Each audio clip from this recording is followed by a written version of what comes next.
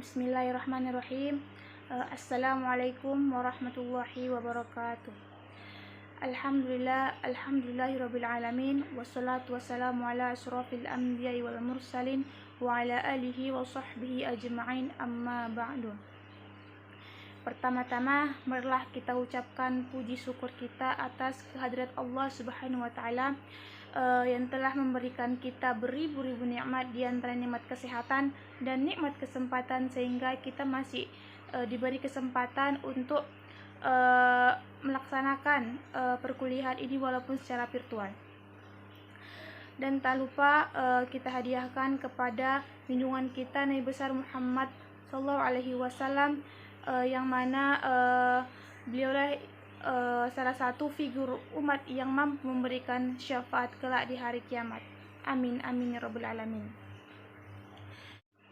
Selanjutnya saya mengucapkan banyak terima kasih kepada dosen pengampu saya dalam mata kuliah Fikih Munakahat, yaitu Ibu Asrinawati Oktavia Siregar MH, yang telah memberikan saya kesempatan untuk menjelaskan hasil dari makalah saya.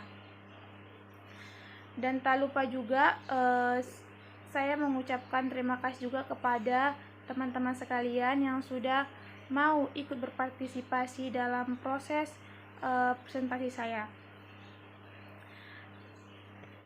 Nama saya Rika Harnita Siregar, NIM 1920100273. Baiklah, masuk kita ke dalam pembahasan saya, yaitu syarat dan rukun perkawinan. Syarat pernikahan. Sebelumnya saya akan menjelaskan apa itu syarat. Syarat adalah sesuatu yang mesti ada yang menentukan sah atau tidaknya suatu pekerjaan atau ibadah, tetapi sesuatu itu tidak termasuk dalam rangkaian pekerjaan tersebut. Adapun syarat sah dalam pernikahan, yang pertama itu adalah calon suami. Seorang calon suami yang akan menikah harus memenuhi syarat-syaratnya, yaitu bukan mahram dari calon istri, tidak terpaksa atau atas kemauan sendiri, jelas orangnya atau bukan banci, tidak sedang ihram lagi, atau tidak sedang ihram haji. Yang kedua yaitu calon istri.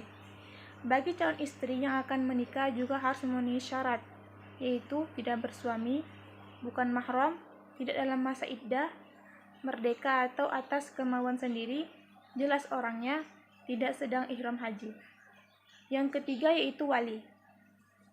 Untuk menjadi seorang wali dalam sebuah pernikahan harus memenuhi syaratnya, yaitu laki-laki, dewasa, waras akalnya, tidak dipaksa, adil, dan tidak sedang ihram haji. Yang keempat yaitu ijab kabul. Ijab adalah sesuatu yang diucapkan oleh wali, sedangkan kabul ialah sesuatu yang diucapkan oleh mempelai pria atau wakilnya yang disaksikan oleh dua orang saksi. Yang terakhir yaitu mahar. Mahar adalah pemberian dari calon mempelai pria kepada calon mempelai wanita, baik dalam bentuk barang atau jasa yang tidak bertentangan dengan hukum Islam. Fuqaha sependapat bahwa mas kawin itu termasuk syarat sahnya nikah dan tidak boleh diadakan persetujuan untuk menjadikannya atau meniadakannya. Sebagaimana firman Allah dalam surah An-Nisa ayat 4 yang artinya, berikanlah mas kawin atau mahar kepada wanita yang kamu nikahi sebagai pemberian dengan penuh kerelaan. Kemudian jika mereka menyerahkan kepada kamu sebagian dari mas kawin itu dengan senang hati, maka makanlah atau ambillah pemberian itu sebagai makanan yang sedap lagi baik akibatnya. Di dalam pasal 30 dijelaskan dengan tegas bahwa calon mempelai pria wajib membayar mahar kepada calon mempelai wanita yang jumlah, bentuk, dan jenisnya disepakati oleh kedua belah pihak, yaitu untuk memperoleh kebahagiaan dan kesejahteraan lahir batin menuju kebahagiaan dan kesejahteraan akhirat. Selanjutnya pengertian akad nikah. Akad menurut bahasa diambil kata aqada yaqidu aqdan yang berarti mengikat sesuatu dan juga bisa dikatakan seseorang yang melakukan ikatan seperti halnya dalam perkataan aqada alba, yaitu seseorang yang melakukan ikatan jual beli. Jamak dari aqada yaitu uqudun yang artinya perjanjian, yang aqada yaitu aqada yaqidun yang artinya perjanjian yang tercatat atau kontrak. Sedangkan menurut istilah adalah suatu ikatan yang membolehkan untuk melakukan sesuatu dengan adanya ijab dan qabul. Makna kedua inilah yang biasa digunakan oleh para fuqaha. Makna akad secara khusus menurut Hanabila, Syafi'iyah dan Hanafiyah yaitu tekad kedua belah pihak yang bertekad atau bersumpah untuk melakukan sesuatu yang diawali dengan adanya ijab kabul. Selanjutnya pengertian sigat. Sigat secara bahasa artinya bentuk kalimat kata bahasa, sedangkan sigat secara istilah yaitu lafaz atau kata yang digunakan dalam akad tertentu, sehingga dapat dipahami bahwa sigat dalam akad nikah adalah lafaz atau kata-kata yang digunakan oleh kedua belah pihak, baik dari pihak laki-laki atau perempuan dalam proses akad nikah. Dalam hukum Islam, sigat merupakan salah satu unsur sahnya pernikahan. Akad nikah mempunyai dua unsur, yaitu lafaz akad dan nikah. Lafaz nikah juga disebut juga dengan sigat nikah, artinya lafaz atau ucapan yang dilakukan oleh kedua orang dari pihak mempelai pria dan wanita. Selanjutnya, syarat-syarat akad nikah yang pertama adalah ta'yin az-zawjain. Itu merupakan salah satu syarat sahnya sebuah pernikahan. Arti dari ta'yin az-zawjain adalah memastikan siapa atau individu yang dinikahkan. Artinya adalah harus diketahui dengan pasti dalam sebuah pernikahan, yaitu siapa yang menjadi suami dan siapa yang menjadi istri. Hal ini bertujuan agar tidak timbul kekacauan pada pihak pengantin yang dinikahkan. Yang kedua yaitu adanya keridhaan dari masing-masing pihak. Dalam sebuah hadis Rasulullah SAW bersabda yang artinya tidak boleh seorang janda dinikahkan hingga ia diajak musyawarah atau dimintai pendapat, dan tidak boleh seorang gadis dinikahkan sampai dimintai izinnya. Hadis riwayat Al-Bukhari dan Muslim. Artinya itu adalah apabila salah satu pihak yang dinikahkan tersebut tidak menyetujui diadakannya pernikahan tersebut, maka akad nikah yang dilaksanakan menjadi tidak sah, kecuali apabila pihak yang dinikahkan atau wanita belum balik, maka wali bisa menikahkannya tanpa seizin dari wanita tersebut. Yang ketiga adalah wali. Islam telah mensyariatkan bahwa seorang wanita yang menikah tanpa adanya wali, maka pernikahan tersebut dianggap tidak sah.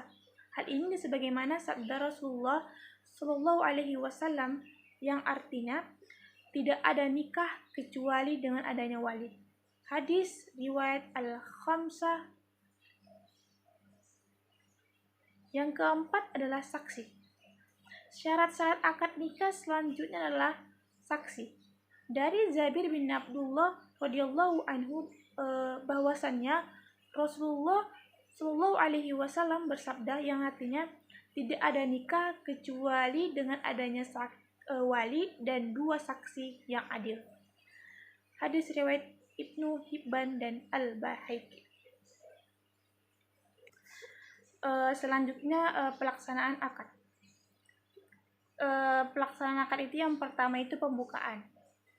Maksudnya ini terlebih dulu calon mempelai laki-laki dan perempuan, wali, keluarga, serta para hadirin yang ikut menyaksikan prosesi dipersilahkan memasuki tempat yang dilangsungkannya akad nikah. Yang kedua yaitu khotbah nikah. Khotbah nikah ini merupakan hal yang disunahkan dalam Islam. Karena sunnah, maka sebisa mungkin ada dalam setiap prosesi akad nikah. Biasanya khutbah nikah akan disampaikan langsung oleh petugas dari KUA atau penghulu yang akan menikahkan. Fungsi dari khutbah nikah ini sendiri adalah sebagai pembekalan bagi kedua mempelai, sekaligus pengingat tentang pentingnya menjaga keutuhan dalam rumah tangga. Yang ketiga itu adalah ijab qabul. Ijab qabul ini sebelumnya penghulu akan bertanya, saudara, dengan menyebut nama calon suami, apakah Anda setuju untuk menerima saudari? Maksudnya nama calon istri sebagai istri dengan mahar sebanyak 3 kali. Setelahnya perlulah acara inti dari rangkaian prosesi akad nikah alias pembacaan ijab qabul yang dilaksanakan. Kalau calon suami sudah bersedia menerima dan menyepakati ijab qabul, maka penghulu akan menanyakan keabsahan ijab qabul ini kepada para saksi dari wali yang dihadirkan. Setelah itu doa nikah. Kalau semua yang hadir sudah sepakat untuk sah, contohnya apakah para saksi sah gitu contohnya, maka penghulu akan membacakan doa-doa pernikahan karena kamu dan pasangan sudah resmi menjadi suami istri. Selain penghulu, kamu atau pihak keluarga juga boleh mengundang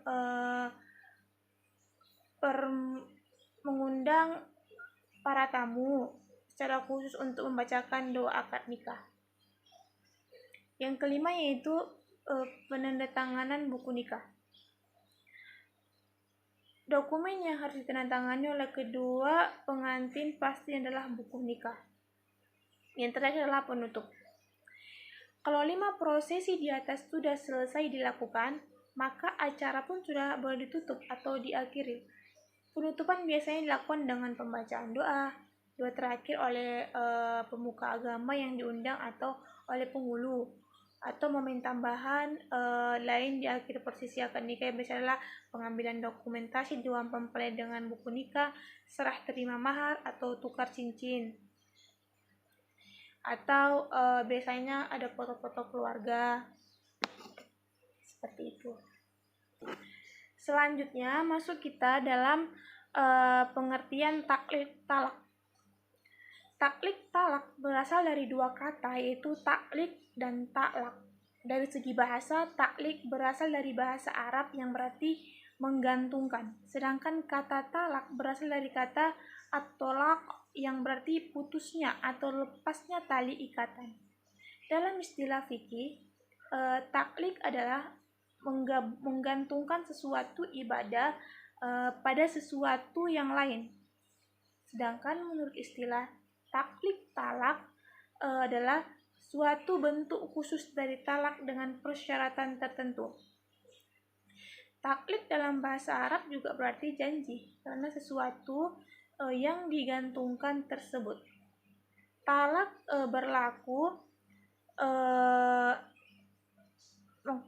berlaku sesuatu yang digantungkan tersebut. Talak berlaku segera setelah diucapkan oleh suami.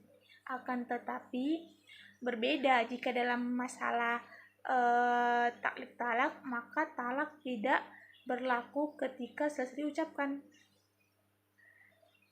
Akan tetapi talak berlaku ketika terpenuhinya suatu syarat tersebut. Misalnya, apabila seorang laki-laki menalak istrinya dengan ucapan engkau aku talak besok pagi, maka talak tersebut tidak jatuh seketika, akan tetapi talak tersebut baru akan jatuh besok pagi. Begitu.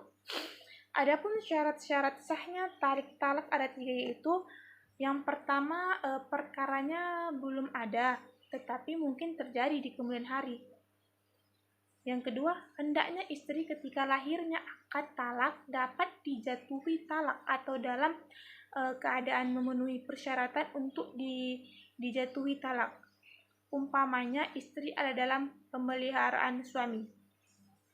Yang ketiga itu ketika terjadinya perkara yang maksudnya di perkara sehingga istri berada dalam pemeliharaan suami. Yang terakhir yaitu talak mu'allaq atau taklik talak. Seperti ini disepakati keabsahannya oleh mayoritas fuqaha.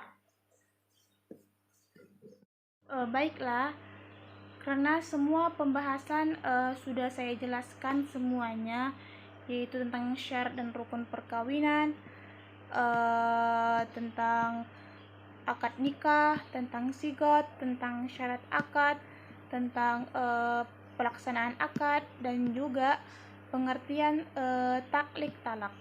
Jadi dari semua penjelasan yang saya jelaskan itu, saya mengambil kesimpulan yaitu bahwa akad nikah itu dimaknai sebagai perjanjian antara wali dari mempelai perempuan dengan mempelai laki-laki dengan paling sedikit 2 orang saksi yang mencukupi syarat. Nah, pembahasan sudah saya jelaskan. Saya sebagai pemakala izin mengundurkan diri. Semoga apa yang saya sampaikan dapat dipahami oleh teman-teman sekalian. Dan apabila ada kata-kata saya yang salah, saya mohon maaf. Saya akhiri. Assalamualaikum warahmatullahi wabarakatuh.